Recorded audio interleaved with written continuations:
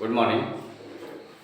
हम लोगों ने पिछले वीडियो में टू डायमेंशनल स्पेस में वेक्टर के बारे में स्टडी किया था कि वेक्टर का कैसे हम रिप्रेजेंटेशन करते हैं और कैसे क्या यूनिट वेक्टर होता है, कैसे उसका हम मोड निकालते हैं। आज कुछ और भी हम बातें आगे बढ़ाएंगे। टू डायमेंशनल में पहले बढ़ाएंगे, फिर थ्री डायमेंशनल की हम बात करेंगे। जैसे टू डायमेंशनल में हम बात करें, अगर हमारे पास कोई वेक्टर है,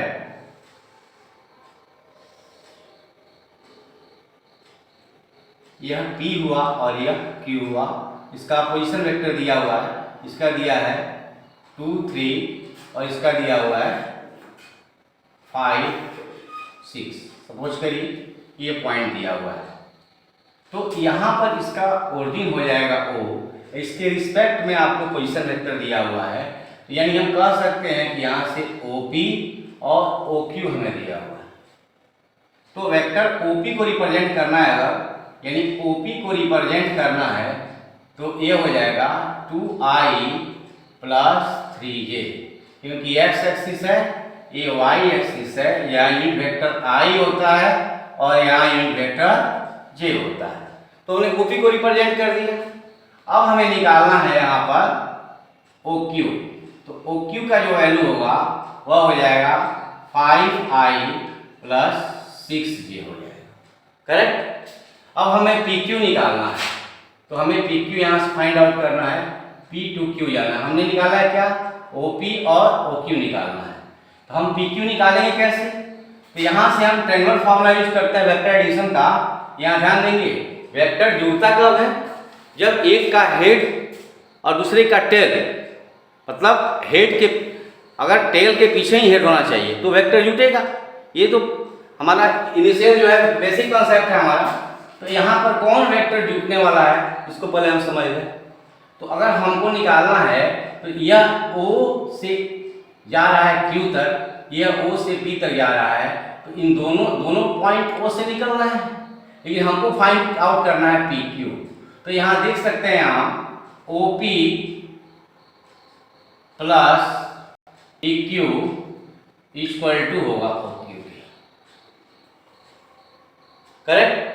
तो अब यहाँ से अगर हम निकालना चाहते हैं PQ, तो जो PQ की वैल्यू आएगी वह होगी OQ माइनस हो जाएगी OP, क्लियर है। तो अब यहाँ से OQ का वैल्यू रखेंगे हम, यह 5i plus 6j minus 2i plus 3j।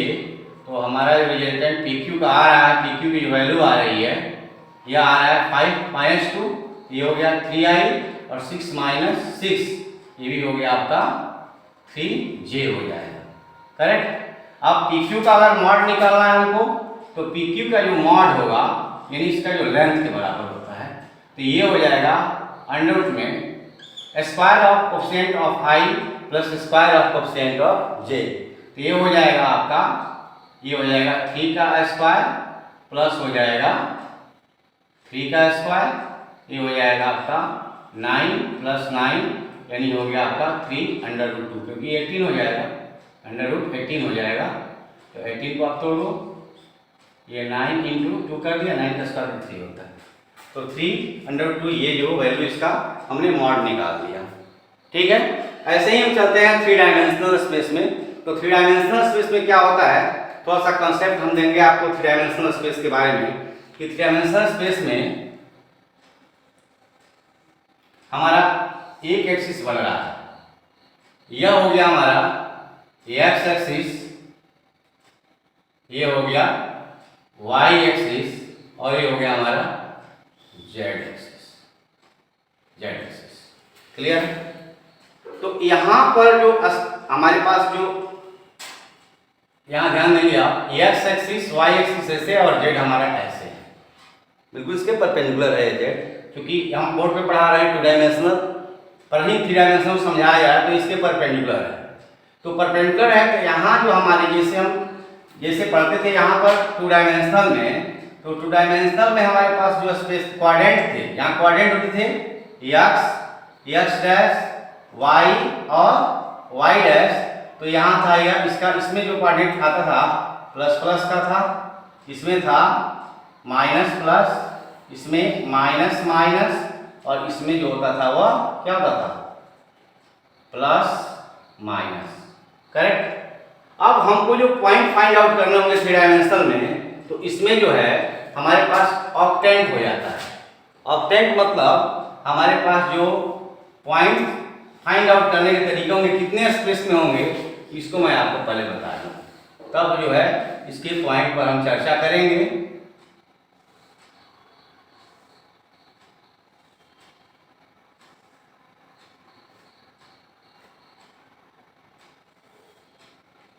ये हो गया first, second, third, fourth, fifth, six,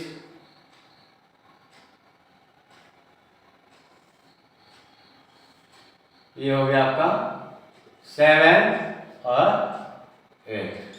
यानी ऑक्टेंट, हम ऑक्टेंट की स्टडी करेंगे यहाँ पर। तो ऑक्टेंट में जो पॉइंट्स होंगे उनके क्या कोऑर्डिनेट्स होंगे, सिंबल क्या होंगे, कैसे हम उनको निकालेंगे, ये समझना जरूरी है। तो यहाँ पर चूंकि एक्स एक्सिस है, वाई एक्सिस है और जेड एक्सिस है।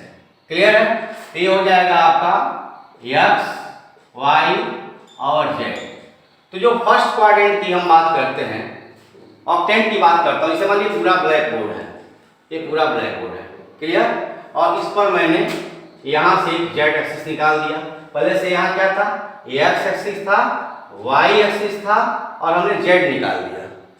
तो जब एक्स, वाई और जेड की बात करेंगे तो हमारा ये फर्स्ट क्वाड्रेंट होगा। जैसे हम इसको ऐसे समझा दे रहे हैं, यहाँ ध्यान समझिएगा, यह एक्स डैश, वाई डैश, और यहाँ हम इस जेड को ले रहे हैं, तो अब इससे उठ करके अगर हम ऊपर आते हैं, तो ऊपर आते हैं तो किसी पॉइंट का अगर लोकेशन यहाँ करना है, तो इसका जो पॉइंट का कोऑर्डिनेट होगा एक्स, वाई का लेंथ लेंगे वाई के लिए, और जेड का पॉइंट यहाँ है तो जेड भी तो आएगा इस पर। तो इसके जो कोऑर्डिनेट होते हैं वो तीनों पॉजिटिव होते हैं। तो ये हो जाएगा प्लस प्लस और प्लस। लेकिन आगे देखते हैं, जस्ट या हम बोर्ड के आगे उठ के आए हैं, अगर बोर्ड के पीछे जाएंगे तो जो जेड है पॉजिटिव था वह क्या हो जाएगा, निगेटिव हो जाएगा।